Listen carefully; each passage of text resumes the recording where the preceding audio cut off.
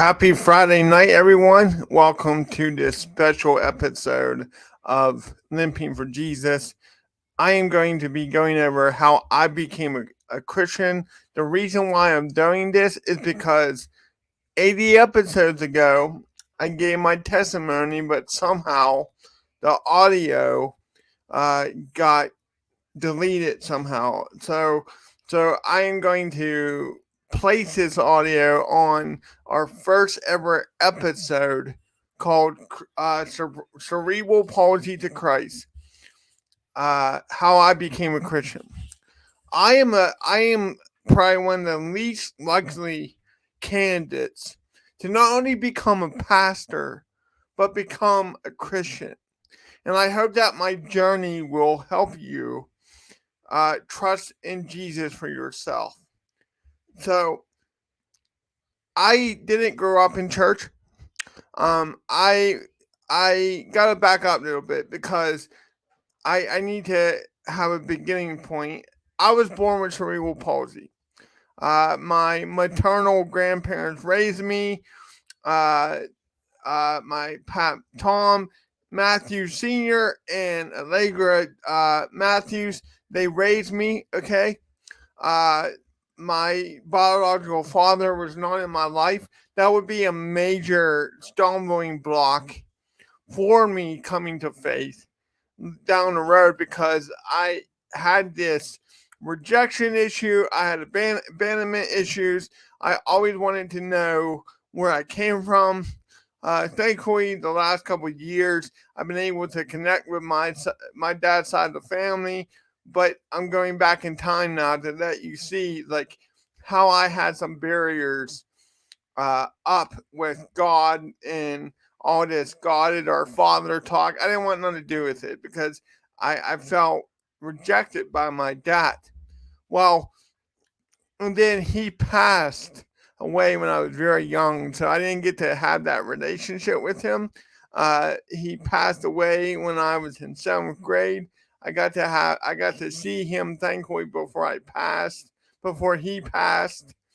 Um, and I'm glad God gave me that moment. But for me, I didn't want nothing to do with religion. Okay, when I was 8 years old, 7 or 8, here's how my introduction to so-called Christianity came about. My mother took me to a faith healing service. I don't blame her. People want their children with disabilities to be healed. That is it is human nature to want your child free of trial and suffering. So I'll never forget this. So we go to this faith healing service. I'm 8 years old. The woman up on stage and picture like if you guys are my age, you remember people like Benny Hinn smacking people on the head, hitting them with jackets, and it's been proven that Benny Hinn crusades had actors up front in wheelchairs to pretend they were healed.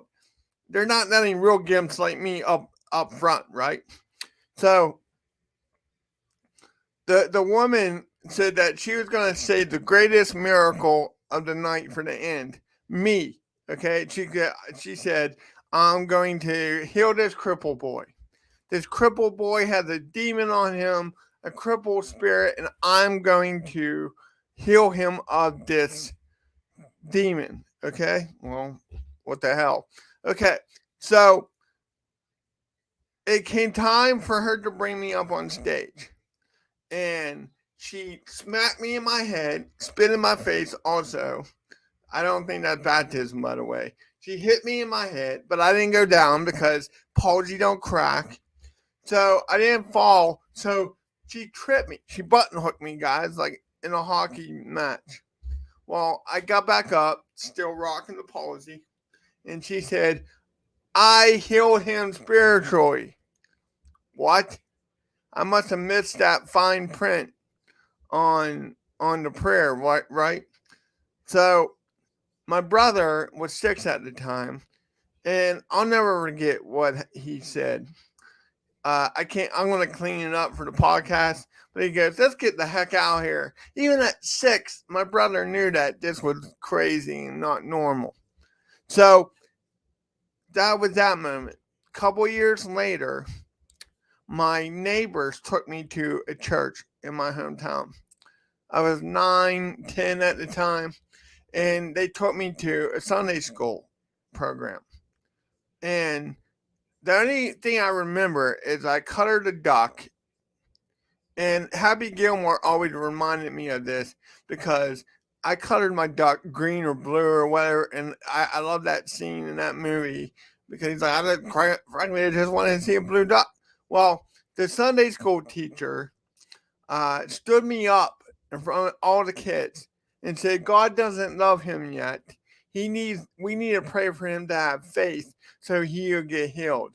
So she used me as like a warning to scare the crap out of her kids in that class.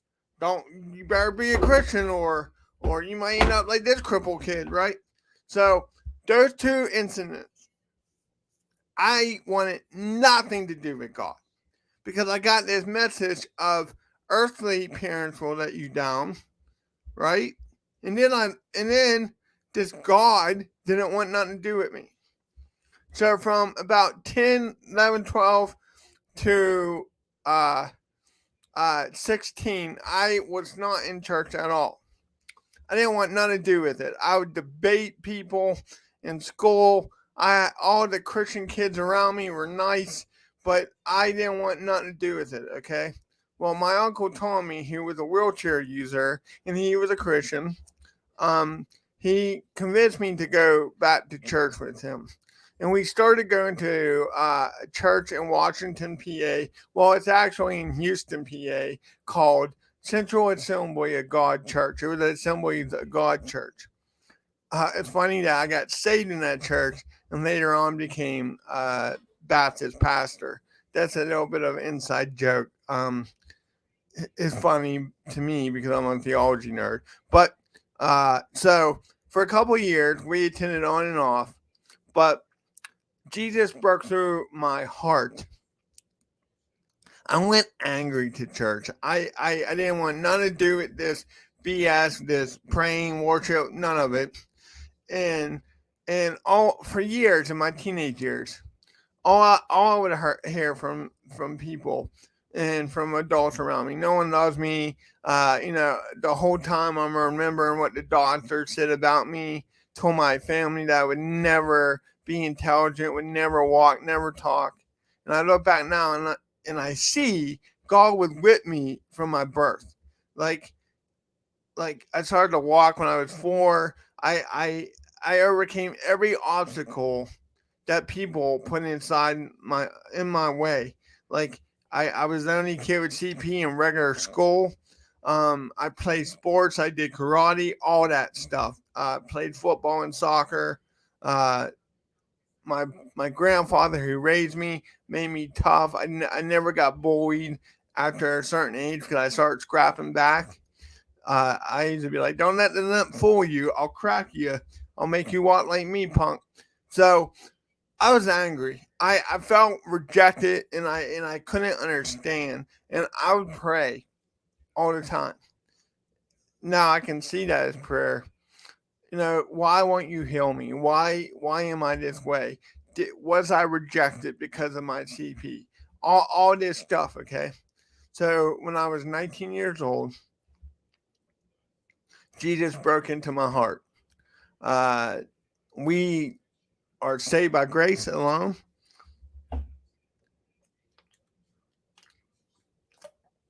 I didn't want nothing to do with him. So here's how my salvation happened in a couple of weeks. Jesus was working on me. At the beginning of the year, a man said to me, do you want to go to hell? This was after church. Don't remember his name. Don't remember anything. I don't know anyone that will be like, yeah, I want to go there. So he goes, repeat this prayer for me. And he said, the sinner's prayer. And I repeated it, okay? And then he tapped me on my shoulder and said, "Okay, you're in." I was like, "In what?" I had no clue what I did. I was not a Christian at that point. But over that summer, um, and I think this is cool how God can use young people. This is why I became a youth pastor in my 20s, because of my friends in youth ministry. Uh, and we're all still in ministry to this day. We're all still in ministry in Pennsylvania. Um, so I started going to youth group at this church because her married name now is Angie Madden. She's a pastor, and Pastor Aaron Miller. We were all seniors in the same year of high school. Well, I became really close with them that summer.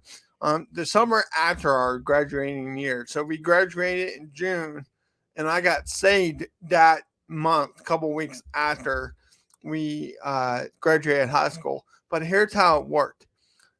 God used our friendship to get me to church and youth group and stuff.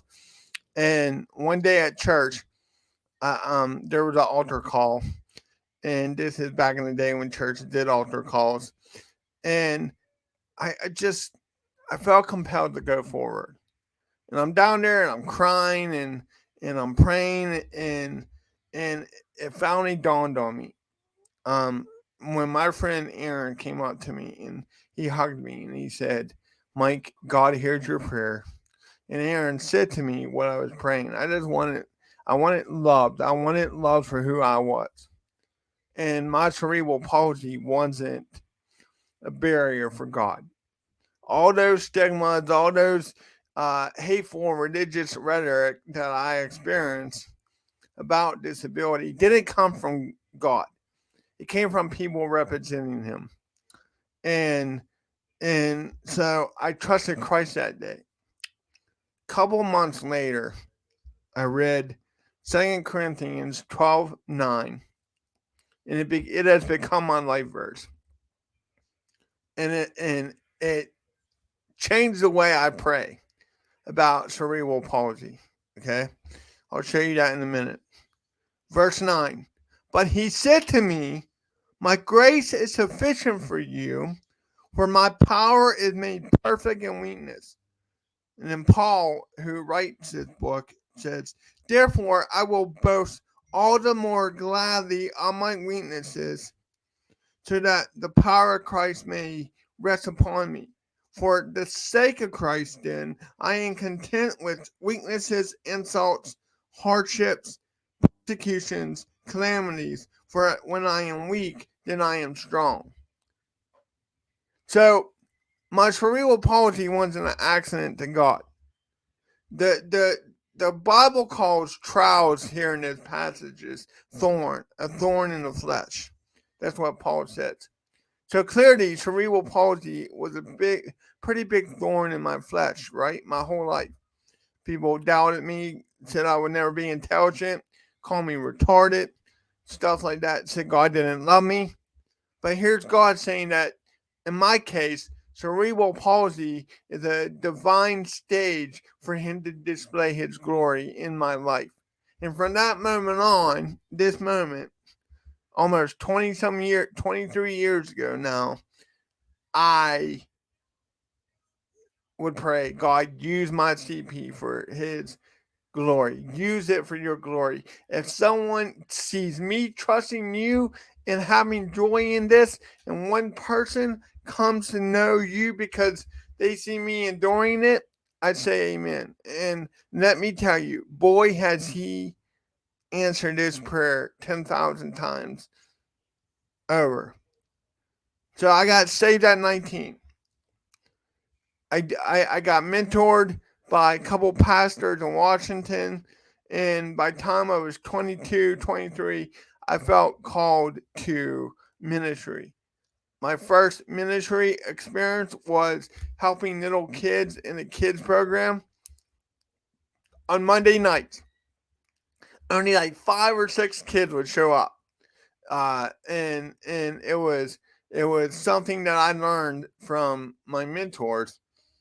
Um, uh, at the time, it was Gail Stallman and John Stallman of Washington. they led child evangelism outreach, and they told me God called you to do something. It don't matter about numbers. You be faithful, and those kids need Jesus. And I ministered to those kids for all year, and then at that point, around 23, 24, I became the unpaid youth pastor at a church called Friendship Community Church, and I was there from about '04 to '07, being the youth leader. And then at the time, around '07, my first wife Robin and I got married, and we broke out on our own. I felt called to leave that church, because if I was going to make it as a pastor, I wanted to know that I was called, and that I wasn't getting it because of nepotism, because my father-in-law was the lead pastor there. So from 24 to um, uh, 30, 31, I did a lot of guest preaching. I was the backup quarterback of pastors. I used to joke, when the pastor took a Sunday off, I would come in to preach. And I did some other youth pastor gigs in that time frame. And then in 2016, I became the lead pastor of a church called First Baptist of Claysville. That is in part two. You can find that in the podcast. But I wanted to reshare my testimony, because I am living proof that God can save anyone and He can use anyone for His glory. I'm an unlikely pastor. I get it. I get it every time when I go to a pastor's meeting and I come limping in, and people are like, "Is this guy lost? Did he miss the nursing home bus?" I get it. But here's the deal. God has used my life in an amazing way. So I want you to know, no matter what your child, your background, I don't care if you were homeschooled, not homeschooled, I don't care if you didn't grow up in church. God loves you, and He can use you for His glory. I'm living proof. I'm kind of glad that the recording got deleted, because I got to look back today and just see how good God has been to me. And to this day, my friends who led me to Christ, who God used to lead me to Christ, we're all in ministry together. And it is so crazy to think that we're all in ministry together. Um, we may have some theological differences, but we're all serving Jesus together. Um, I just think God works His way. He's amazing. Like think about it. The doctor said I would never do anything in my life, and I've been able to be a father. I've been able to be a husband. I've been able to uh, now do this ministry with my wife Sarah. Limping for Jesus is blowing up 10 times than ever before. We're helping people who are hurting trust God by sharing my life, sharing my teaching, sharing my real walk with Jesus. And this would have never happened if I was born without CP. Nothing happens by accident, guys. Before a single trial t- touches your life, it goes to the hands of a loving Father. So for me, it took all that crap to happen to me in my life as a kid. Uh, I found Christ in cerebral palsy. Because of CP, it ultimately led me to seek God for answers. And boy, did God answer me in a big way. He has amazed me uh, every time. So, yeah, docs, I haven't done much with my life. God has. And because of God, I stand here today, a walking contradiction to the world. The world rejected me. The world didn't want nothing to do with me. The world wrote me off. But God continues to use a man with cerebral palsy as a husband, as a father, and as a pastor for His glory. How amazing is that guy? I wouldn't want to change not one thing about my story because it's ultimately his story. If this has encouraged you today, please subscribe to Limping for Jesus on YouTube. If you're listening on Spotify, go to Spotify, guys. Follow us. Leave a review. That's how we get up on those charts. That's how more people can find the Limping for Jesus community. If you're on Apple right now, leave us a review. Leave a review on Apple. Because all of this, all of my life experience walking with the Lord is ultimately why we do Limping for Jesus. We want people to limp well for God, and we want people to limp loved by God. No matter what religion has taught you, no matter what church has taught you, we are all limping somehow. Physically, emotionally, spiritually, or relationally. None of us get out of this life limp free. So I want to help you trust Jesus in your limping. God bless and have a great weekend.